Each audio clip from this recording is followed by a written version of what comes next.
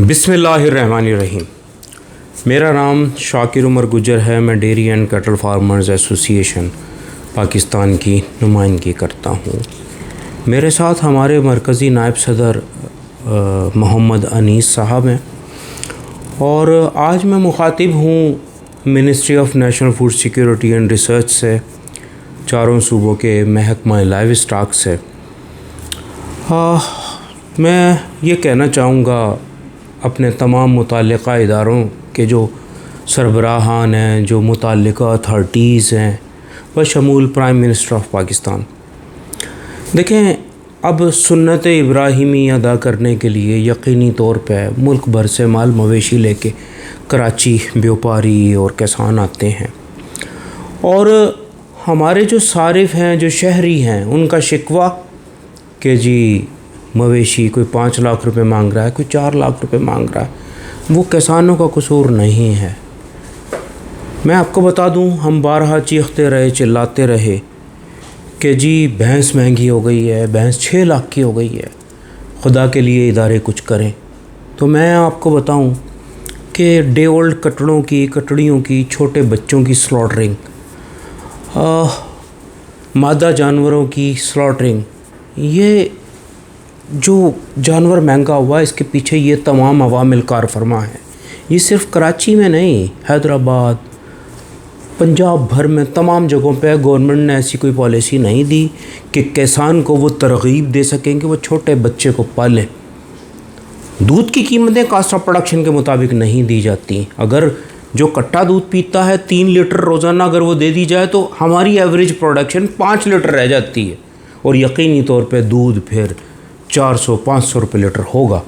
تو بہت زیادہ ضروری ہے ہم جینیٹکلی اپنے مویشیوں کو امپروو کریں، ان کی دودھ دینے کی، گوشت کی صلاحیت کو امپروو کریں۔ ہم چھوٹے ڈے اولڈ کٹڑوں کی جانیں بچانے کے لیے کوئی جامع بہترین پالیسی بنائیں تاکہ ملک میں فوڈ سیکیورٹی کا مسئلہ نہ پیدا ہو۔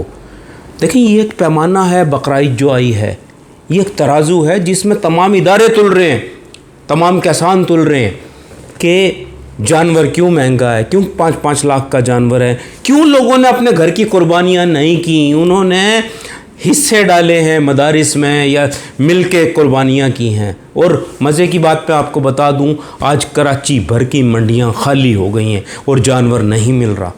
تو میں آپ کو بتا دوں، ڈاکٹر اکرم صاحب، چاروں صوبوں کے جو ہمارے منسٹرز ہیں، چاروں صوبوں کے محکمہ لائیو اسٹاک، ہمیں اس چیز پہ غور کرنا چاہیے کہ ہم مادہ جانور کی کیسے جان بچائیں، ہم اپنے مویشیوں کو جینیٹکلی کیسے امپروو کریں، ہم چھوٹے کٹڑیوں کی جانیں بچانے کے لیے کسان کو کیسے ترغیب دیں کہ جی وہ اپنے ان چھوٹے بچوں کو پالے، انہیں ایجوکیٹ کریں۔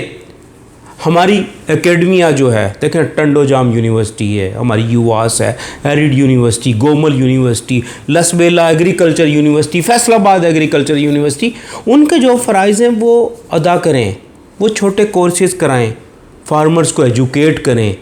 ہم بڑی امیدوں سے پاک فوج کے ادارے RV&FC کی طرف دیکھ رہے ہیں۔ میجر جنرل شاہد محمود صاحب کی بڑی ایفرٹس ہیں مویشیوں کو جینیٹکلی امپروو کرنے کے لیے۔ جو مویشی منگائے گئے ہیں ہم اس میں ان کے ساتھ ہیں، پر یقینی طور پہ جب تک کمیونیکیشن گیپ نہیں ختم ہوگا چیزیں بہتر نہیں ہوں گی۔ ہمیں ڈور ٹو ڈور ورکنگ کرنی ہوگی، ہمیں بریڈر فارمر کے پاس پہنچنا ہوگا، ہمیں ایمبریو ٹرانسفر اور جو آرٹیفیشل انسیمینیشن کے ذریعے اپنی بریڈ کو بہتر کرنا ہوگا۔